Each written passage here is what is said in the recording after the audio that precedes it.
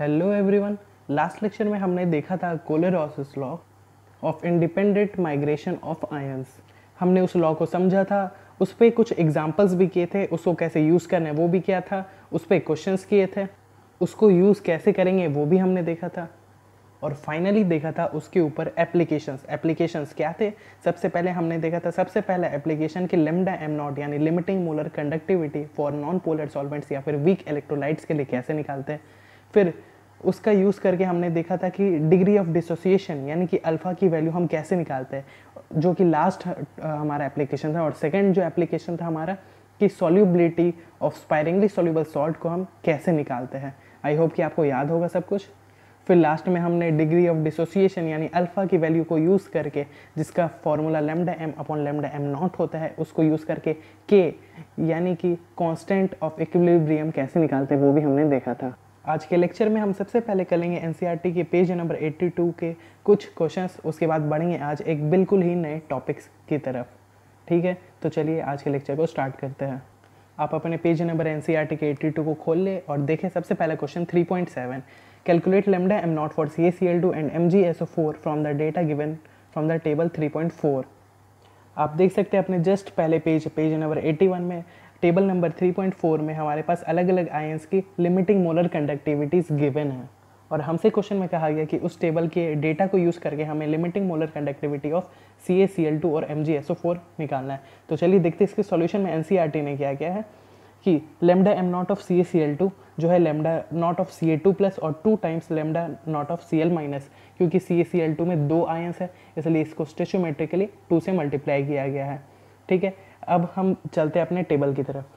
आप देख सकते हैं कि हमारे टेबल में क्लियरली मेंशन किया गया है कि Ca2 प्लस की लिमिटिंग मोलर कंडक्टिविटी हमारे पास प्रोवाइडेड है और Cl माइनस की भी लिमिटिंग मोलर कंडक्टिविटी 76.3 प्रोवाइडेड है। तो अगर हम इसे यूज़ कर ले तो डायरेक्ट हमारे पास आंसर आ जाएगा। हम क्या करेंगे, Ca2 प्लस की कंडक्टिविटी प्लस 2 टाइम्स 76.3 कर देंगे तो हमारा आंसर। तो वही चीज़ आप देख सकते हैं कि एनसीईआरटी ने मेरी डायरेक्ट किया है, Ca2 प्लस की molar conductivity plus 2 times Cl minus की मोलर कंडक्टिविटी जो टेबल से इन्होंने उठाया उसे डायरेक्ट पुट करके सिंपली कैलकुलेट करके CaCl2 की हमारे पास मोलर कंडक्टिविटी रख दी है। ठीक उसी तरह एक बार हम Mg2 प्लस और SO4 2 माइनस की मोलर कंडक्टिविटीज़ को ऐड कर दें, स्टोचियोमेट्रिकली 1 और 1 है तो 1 से ही मल्टीप्लाई रखेंगे और ऐड कर देंगे सिंपली, तो हमारे पास आंसर आ गया। ठीक है, बोर्ड्स एग्जाम में भाई इतने आसान क्वेश्चंस नहीं आते हैं। ठीक है, बोर्ड एग्जाम्स में जैसे मैंने आपको कल बताया था, लास्ट लेक्चर में बताया था, उसी टाइप के क्वेश्चंस आते हैं। आपको ये आपने नहीं देखा वो लेक्चर तो आप जाके ज़रूर से देख ले, उसमें बहुत अच्छे से मैंने बताया है, इससे भी बेहतर ही क्वेश्चन। ठीक है, अगले क्वेश्चन में है lambda M naught of NaCl HCl and NaAC are this calculate the lambda M naught of HAC। हमें क्या करना है, HAC का हमें लेमडा एम नॉट वैल्यू निकालना है। अब हम जानते हैं कि HAC का हमारे पास लेमडा एम नॉट वैल्यू निकालना है, तो हम क्या कर सकते हैं, आपको H प्लस और AC माइनस, हमारे पास 2 आयंस है H प्लस और AC माइनस आयन। तो H प्लस आयन आपको कहाँ दिख रहा है, HCl में, और AC माइनस आयन यहाँ पे दिख रहा है NaAC में। तो हम क्या करेंगे, इन दोनों को ऐड कर देंगे और उसमें से अगर NaCl माइनस कर दे तो Na प्लस यहाँ से कट जाएगा और Cl माइनस और Cl माइनस कट जाएगा। अब देखिए हमारे पास क्या क्या गिवन है, हमें HAC का निकालना है, हमें HAC का निकालना है लिमिटिंग मोलर कंडक्टिविटी। तो HAC में हमारे पास H प्लस और AC माइनस है। अब हम देखें तो हमारे पास गिवन क्या क्या है, हमारे पास गिवन है HCl NaCl और HAC गिवन है। ठीक है, हमारे पास HCl NaCl और HAC नहीं NaAC सॉरी NaAC हमारे पास गिवन है। ठीक है, तो हमारे पास Na plus ion, Cl minus ion, AC minus ion, H plus ion हमारे पास टोटली अवेलेबल है। ठीक है, तो अब हम जानते हैं हमें सिर्फ क्या चाहिए, H प्लस और AC माइनस चाहिए। तो हम क्या करेंगे, H प्लस आपको कहाँ मिल रहा है, HCl में, तो हम HCl की मोलर कंडक्टिविटी जोड़ दें, H प्लस और Cl माइनस। और सेकेंडली हमें क्या चाहिए, AC चाहिए, तो Na प्लस और AC माइनस को हम जोड़ दें। ठीक है, AC माइनस क्योंकि यहाँ पे तो हम इन दोनों को जोड़ दिए। अब आप देख सकते हैं कि H प्लस और AC माइनस तो आ गया, लेकिन Na प्लस और Cl माइनस की मोलर कंडक्टिविटीज़ एक्स्ट्रा यहाँ पे ऐड हो जाएंगी। तो हम क्या करेंगे, इस तरह से NaCl यानी Na प्लस और Cl माइनस की कंडक्टिविटीज़ अगर माइनस कर दे तो हमारे पास क्या आ जाएगा, H प्लस और AC माइनस यानी HAC का हमारे पास जो रिक्वायर्ड लिमिटिंग मोलर कंडक्टिविटी है वो आ जाएगा। आप देख सकते हैं कि वही चीज़ एनसीईआरटी में भी किया हुआ है। क्या किया हुआ है, H प्लस और AC माइनस की हमारे पास मोलर कंडक्टिविटी निकालनी है, तो उन्होंने HCl NaAC को ऐड कर दिया है, दोनों की लिमिटिंग मोलर कंडक्टिविटीज़ यहाँ से लेके यहाँ तक इन्होंने ऐड कर दी है और NaCl की कंडक्टिविटी इन्होंने माइनस कर दी और डेटा बैठा के इन्होंने वैल्यू ले आया। ठीक है, तो अगले क्वेश्चन में हमारे पास क्या है कि conductivity of this molar acetic acid is this. ठीक है, calculate the dissociation constant lambda M naught of acetic acid is given. ठीक है, तो हमारे पास दी हुई है ये सॉल्युबिलिटी, कंडक्टिविटी और सॉल्युबिलिटी हमारे पास दोनों गिवन है। मोलैरिटी मतलब सॉल्युबिलिटी आप देख सकते हैं कि मोलैरिटी की बराबर ही होती है वीक सॉल्ट्स में, वीक इलेक्ट्रोलाइट्स में। तो हमारे पास मोलैरिटी या सॉल्युबिलिटी गिवन है, हमारे पास कंडक्टिविटी गिवन है और लैम्डा एम नॉट वैल्यू भी गिवन है। हमें निकालना है डिसोसिएशन कांस्टेंट यानी के की वैल्यू। तो हमने कल के लेक्चर में देखा था कि हमारे पास के निकालने के लिए alpha equals to root under K by C formula है। ठीक है, तो हमारे पास सी जो है कंसंट्रेशन के टर्म्स में दी हुई है, के हमें निकालना है। अब हमें क्या चाहिए, अल्फा। अल्फा के लिए हमने क्या फॉर्मूला लिखा था, lambda M upon lambda M naught. Lambda M यानी कि कंडक्टिविटी, मोलर कंडक्टिविटी और लैम्डा एम नॉट यानी लिमिटिंग मोलर कंडक्टिविटी। हमारे पास क्वेश्चन में लिमिटिंग मोलर कंडक्टिविटी और मोलर कंडक्टिविटी दोनों दी हुई है। लिमिटिंग मोलर कंडक्टिविटी 390.5 और मोलर कंडक्टिविटी 4.95 इंटू 10⁻⁻5 गिवन है। तो सबसे पहले हम क्या करेंगे, अल्फा हम निकालेंगे lambda M upon lambda M naught से। ठीक है, लेकिन हमें लैम्डा एम भी तो चाहिए, लेकिन हमारे पास ये लैम्डा एम नहीं गिवन है, ये कंडक्टिविटी गिवन है यानी के की वैल्यू, कप्पा की वैल्यू हमारे पास यहाँ पे गिवन है। तो कप्पा अपॉन सी होता है लिमिटिंग मोलर कंडक्टिविटी, आप जानते ही है, हमने प्रीवियस लेक्चर्स में डिस्कस किया, lambda M equals to kappa upon C. तो हमारे पास सी गिवन ही है, तो कप्पा अपॉन सी से हम क्या निकाल सकते हैं, 48.15 यहाँ पे हमारे पास क्या आ गया है, लैम्डा एम यानी कि मोलर कंडक्टिविटी आ गई है। अब हमारे पास मोलर कंडक्टिविटी है, लिमिटिंग मोलर कंडक्टिविटी क्वेश्चन में गिवन है, तो अल्फा आ गया उससे, और अल्फा का वैल्यू रूट अंडर के ए बाई सी से आप डायरेक्ट पुट करके निकाल सकते हैं। आपको C alpha square upon 1 minus alpha करने की कोई ज़रूरत नहीं है। तो कोलेरोसिस लॉ पे लास्ट के जो हमने 2 क्वेश्चंस डिस्कस किए उसी तरह के क्वेश्चंस आते हैं और उससे बाहर कुछ नहीं आता है, और इन फॉर्मूलेज से बाहर तो कुछ आता ही नहीं है। आई होप कि आपको थोड़ा बहुत कॉन्फिडेंस आया होगा। अगर नहीं भी आया तो हम इलेक्ट्रोकेमिस्ट्री के बाद मतलब चैप्टर एंड करने के बाद हम क्वेश्चंस करेंगे, बहुत सारे क्वेश्चंस करेंगे, बाकी सारे लेक्चर्स की तरह बहुत सारे क्वेश्चंस करेंगे। ठीक है, आपको फुल कॉन्फिडेंस दिला दूंगा। अब जो हमारा आज का नया इंपॉर्टेंट टॉपिक है वो है कॉमर्शियल सेल्स। कॉमर्शियल सेल्स यानी कि वो सारे सेल्स जो आप डेली यूज़ में यूज़ करते हैं, जैसे कि टॉयज़ में हो गए, छोटे छोटे बैटरीज हो गए, वो सारे आगे कॉमर्शियल सेल्स। चाहे वो छोटी बैटरी हो, चाहे बड़ी बैटरी हो, चाहे इन्वर्टर की बैटरी हो, चाहे आपके खिलौने की बैटरी हो, चाहे आपके फ़ोन की बैटरी हो।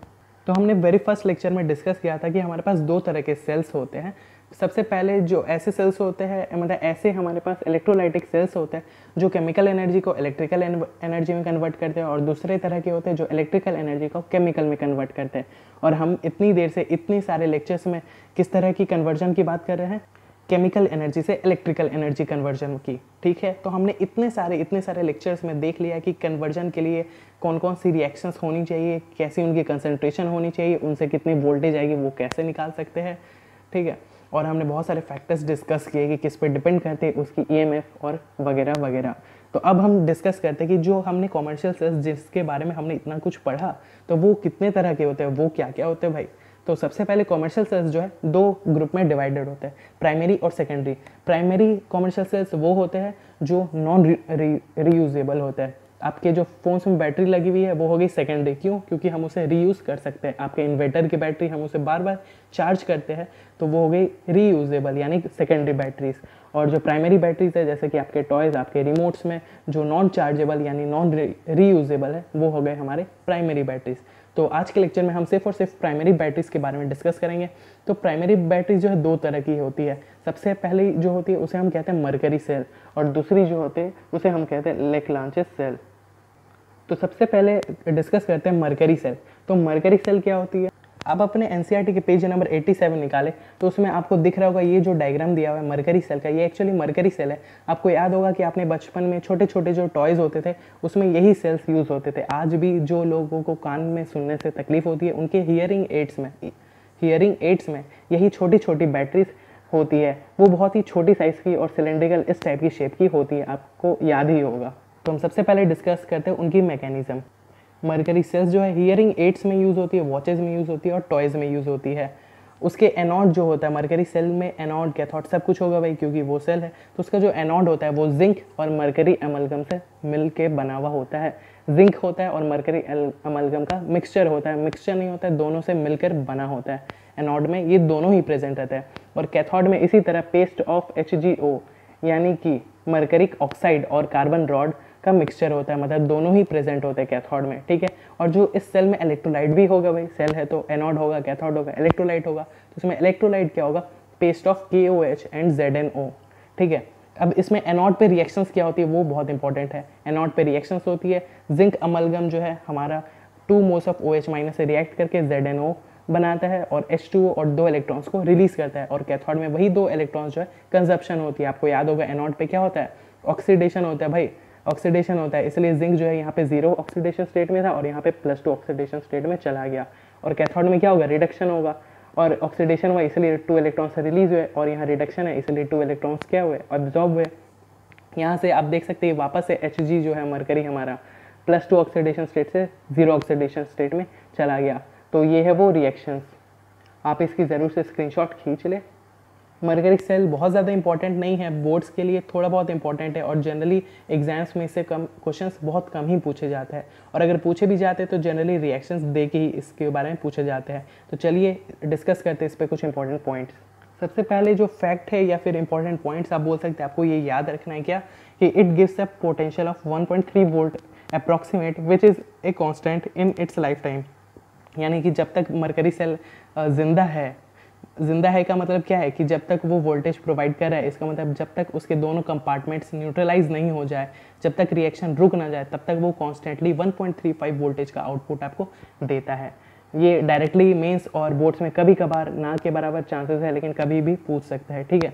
इन overall reaction there is no ionic part taking part in reaction whose concentration might change. इसमें आप देख सकते हैं कि आयोनिक पार्ट में OH- है और H+ है, लेकिन आप देख सकते हैं कि कोई भी आयोनिक पार्ट ऐसा नहीं है जिसकी कंसंट्रेशन चेंज होगी, क्योंकि OH- जो है वो वाटर से आता है, तो वाटर से नहीं आता है, KOH से आता है, तो KOH की कंसंट्रेशन कांस्टेंट है तो OH- की भी कंसंट्रेशन कांस्टेंट है। आपसे एग्जाम में डायरेक्टली ये क्वेश्चन पूछे जा सकते हैं कि कंसंट्रेशन चेंज हो रही है कि नहीं हो रही है। तो ओवरऑल रिएक्शन में हम बात करें तो जो कंसंट्रेशन होती है वो कांस्टेंट होती है, और उसी के कारण हमें हमेशा constant output voltage of 1.35 volt मिलता है। Reducing agent is zinc and oxidising agent is mercury oxide, ठीक है। तो आपसे ये क्वेश्चन डायरेक्टली पूछे जा सकते हैं, जेई हो चाहे नीट हो चाहे बोर्ड्स में, कि ये जो मरकरी सेल होता है इसके अंदर रिड्यूसिंग एजेंट और ऑक्सीडाइजिंग एजेंट कौन सी होती है। तो आपको याद रखना है कि जिंक इसमें रिड्यूसिंग एजेंट होता है और मरकरिक ऑक्साइड जो है यहाँ पे ऑक्सीडाइजिंग एजेंट होता है। So this was an overall mercury cell. आप इसकी स्क्रीनशॉट ले लें, और जब हमारे लेक्चर सारे खत्म हो जाएंगे इलेक्ट्रोकेमिस्ट्री के, तो मैं अपने लेक्चर नोट्स हर क्लासेस की तरह प्रोवाइड करा दूंगा। आपको कोई भी डाउट है तो आप हमसे कमेंट सेक्शन में पूछ सकते हैं, चाहे हमारा टेलीग्राम ग्रुप का लिंक डिस्क्रिप्शन में दिया हुआ है, आप वहाँ पे भी जाके पूछ सकते हैं। तो चलिए आगे बढ़ते हैं लेक्लांचेस सेल के ऊपर। लेक्लांचेस सेल या फिर ड्राई सेल जिसे हम कहते हैं, ये एक इंपॉर्टेंट टॉपिक है और इससे फ्रिक्वेंटली बोर्ड्स में भी क्वेश्चन पूछे जाते हैं। तो चलिए डिस्कस करते हैं इसके मैकेनिज्म।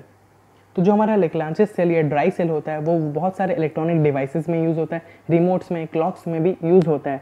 इसका जो एनोड होता है, एनोडिक कंपार्टमेंट, वो जिंक का बना हुआ होता है इस केस में भी, और कैथोड जो है ग्रेफाइट रॉड MnO2 और कार्बन से सराउंडेड होता है।